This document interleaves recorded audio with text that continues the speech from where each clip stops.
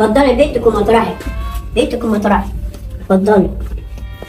اتفضلي بيتك ومطرحك. اعرفك بقى، دول احفادي وده ابني.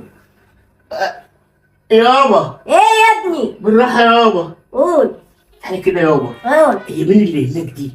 دي مراتي. ايه ايه يا ابني؟ استنى ايه؟ مراتك كده برضه عملتها واتجوزت من ورانا واحدة صغيرة وحلوة.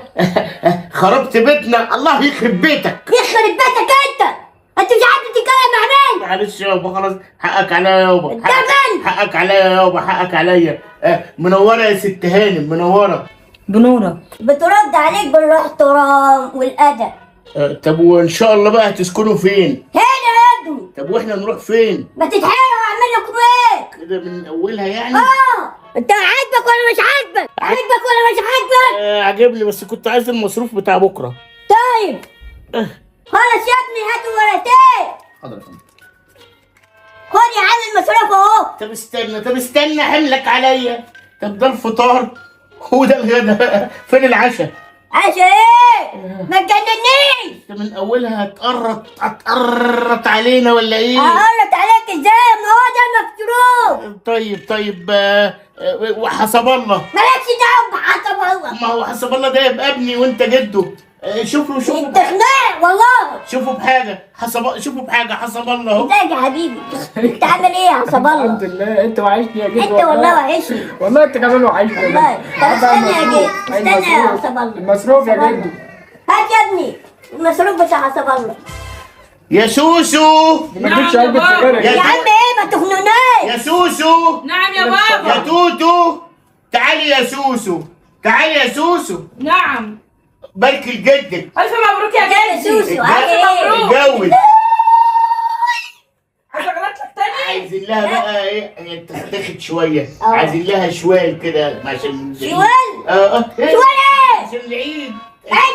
عشان العيد. هات يا ابني. خد يا سوسو. خد على حبيبي يا قد جدو. حجمك يا قلبوزه. نبله تعالى سلم على جدك وبارك له. تعالى. نبله. ازيك يا نبلة؟ عامل ايه يا نبلة؟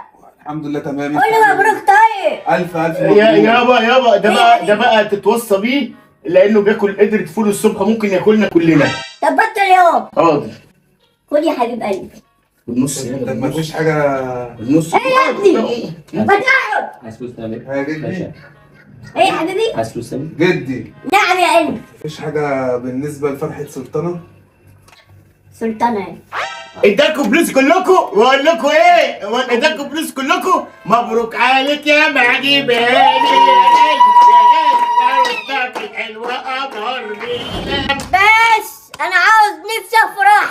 سامعني؟ ما عملتش فرح.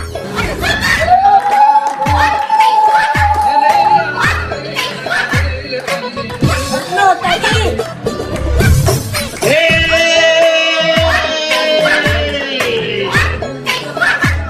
معلم بيت السوق.